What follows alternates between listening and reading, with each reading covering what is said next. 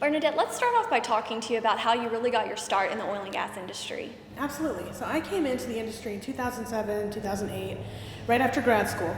I started at Bernadette Energy. So back then, kind of the big name in mainly natural gas analytics. But I was really lucky. I came into the industry right when everything was changing, right? So the Fayetteville was becoming a thing. The Haynesville was kicking off. The Barnett had been there, but really people hadn't trusted it quite yet.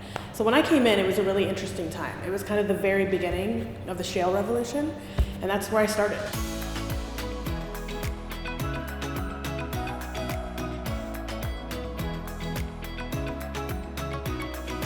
I started in natural gas. I started doing analytics at a regional basis, really trying to predict what was going to happen with this new supply of natural gas, what was going to happen with all these pipelines that were being built across the whole country to move that gas. So it was a pretty exciting time. And you're very successful to get to where you are now at a young age, really. Can you talk to us a little bit about that path, really, once you really started, I guess, getting into it to get to where you are today? Sure. So I think it was luck, right? Coming into the industry at that time, nobody could really have predicted that, right? You couldn't have started school 6 years earlier predicting that that would happen. I'd always wanted to be in energy and always really in oil and gas. I came up through Colorado School of Mines in their economics department, and that was really what you studied, a lot of what you did, and it was very interesting to me. So once I got into the industry, I think a lot of it I credit some key mentors that I met early on. So Porter Bennett was the founder of Bernadette Energy.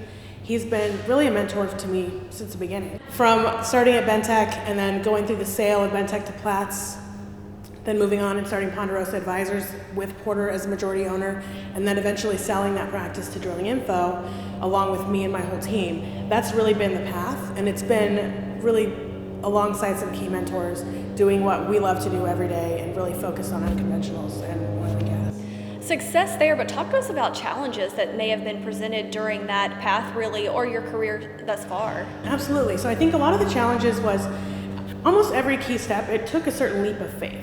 And so maybe that's not a challenge, but it's you have to think big. You're coming into this whole new era of energy, and you're trying to predict what's going to happen with the price in the future, what's going to happen with supply, how are we going to use this, what's really going to matter.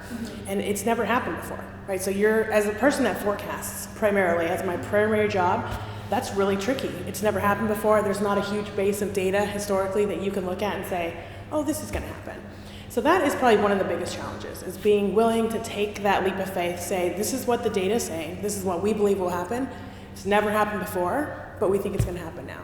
Bernadette, talk to us about technology, how it plays into what you're doing now and your forecasting as well. Absolutely. So I work for Enverus. We're a software as a service company, but really my whole career from Bentech on has been really technology focused. So today it's a lot of machine learning. It's taking this big data. So if you think about the data that we use, it started with natural gas pipeline flow data and production data. Now it's oil and NGLs and everything else, energy, power, renewables, everything else it's energy. And what that really means is it's a lot more data. And a lot more means bigger, better tools to handle it. And different methods of how do I take this data and try and predict the future from something that's never happened before. So a lot of that does lend towards big data, machine learning. Those are buzzwords today, but they are, for us, our day-to-day. It's what we've been doing for going on 12 years or so. And talk to us about maybe any advice you have for younger professionals or women also really trying to find their place in their career. Of course, with your success and looking back, can you share a little bit of that with us? Sure. I think a lot of it comes down to there's going to be kind of crossroads periodically in your career where you have to make a decision. And I think for me, a lot of my success has been from choosing kind of jumping in with both feet or choosing the hard path, maybe not being able to predict what's going to happen a year from now, but being okay with that. And so that, I think for me, I think for a lot of people it's similar. It's courageous, right? It's your ability to jump in without really knowing what it's going to look like. And I think especially for women, that's really key. I think personality trait-wise, maybe we don't tend to lean that way. And so forcing yourself out of your comfort zone, I think is really important. Taking a leap, I guess. That's exactly right, taking a leap. Yeah, thank you very much, Bernadette. We appreciate you sharing your story with us, and congratulations on this honor. Thank you.